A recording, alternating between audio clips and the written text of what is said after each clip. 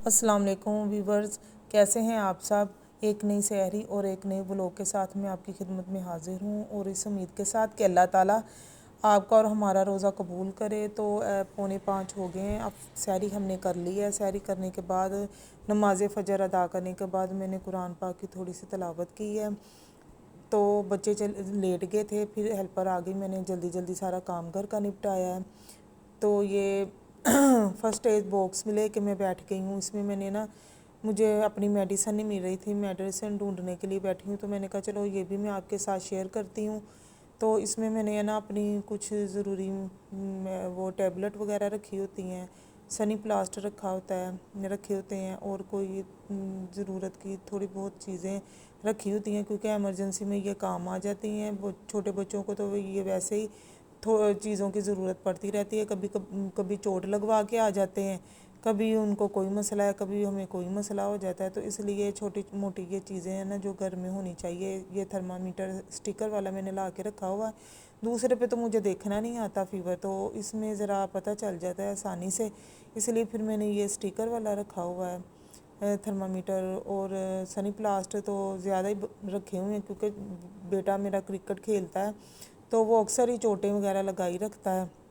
तो फिर मैंने ये थोड़ा सा ना बैंडेज वगैरह रखे हुए हैं, ड्रॉप्स रखे हुए हैं, और ऐसे ही मैंने ये क्रीमें वगैरह रखी हुई हैं, बेटर सोमो जेल। बस वो ज़रूरत की रखी हुई हैं जिनकी ना अक्सर ही घर में ज़रूरत पड़ती रहती है। फिर इनको मैंने चेक भी करना होता है कि इनकी कहीं डेट तो नहीं एक्सपायर हो गई।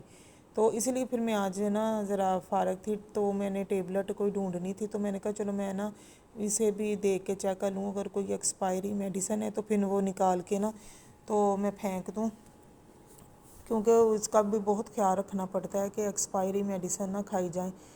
तो फिर मैंने इसमें पायोडीन रखी हुई है, सीज़र रखी हुई है, अपनी ग्लूकोमीटर, और ये मैंने ना बीपी चेक करने के लिए ना ऑपरेटर रखा हुआ है, ये बीपी ऑपरेटर। किसी वक्त इसकी भी ज़रूरत पड़ जाती है, किसी वक्त घर में नहीं कोई होता तो डॉक्टर के पास भी नहीं जाया जाता। तो इसकी ये है कि अब थोड़ा बहुत है ना पता चल जाता है, इस पर ना चेक कर लेती हूँ मैं। बेटी मेरी कर लेती है, ये मैं खुद ज़रा चेक कर लेती हूँ। अब इतना तो पता चल ही गया है।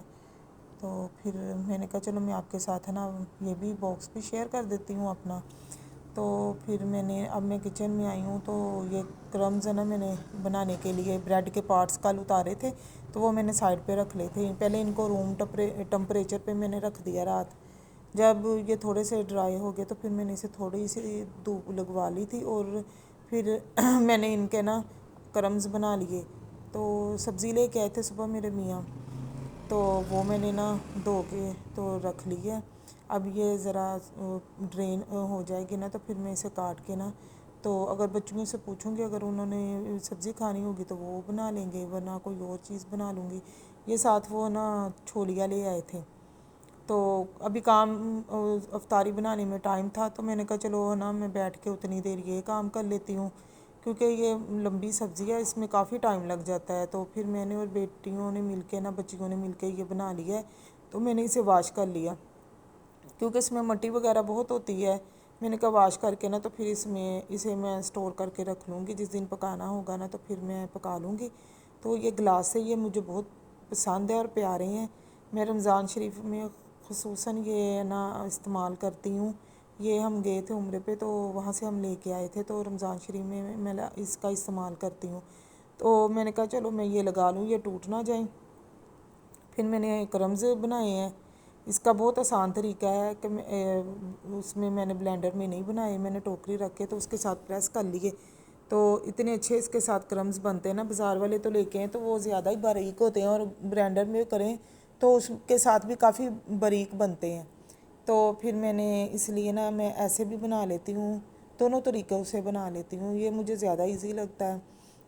तो फिर आज बच्चों का मूड था कि अफ्तारी में हमने ऑरेंज जूस पीना है, तो फिर मैंने कहा चलो मैं आपके लिए ऑरेंज जूस बना लेती हूँ। बना के तकरीबन अफ्तारी में अब घंटा एक रह गया था, तो मैंने कहा चलो मैं फिर ना ऑरेंज जूस बना के तो फ्रीज़र में रख लेती हूँ, क्योंकि अब मौसम चेंज हो गया है और बच्चे कहते हैं कि बच्चे क्या, हमें खुद भी अब दिल करता है कि कुछ थोड़ा सा ना ठंडा पीने को। तो फिर मैंने कहा चलो मैं इसमें ना इसे उसमें फ्रिज में रख लेती हूँ। देखा तो फ्रिज में जगह ही नहीं थी, माशाल्लाह रमज़ान शरीफ में फुल होते हैं फ्रीज़र भी और फ्रिज भी। थोड़ा थोड़ा खाया जाता है, जो नहीं खाया जाता वो फ्रिज में रखना पड़ता है हमें। तो फिर मैंने जग में निकाल के ना तो रख दिया जूस।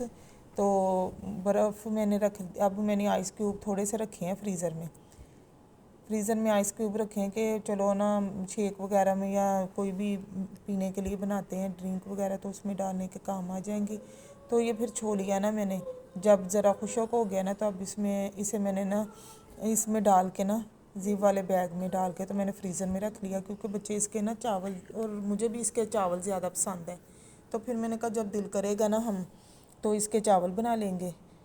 तो अब बच्चों का आज मूड था कि बस हमें ना चाट बना दो, फ्रूट चाट, और जो मैंने बना के रखे हुए थे ना वेजिटेबल रोल्स, आज हम वो फ्राई करने लगे थे।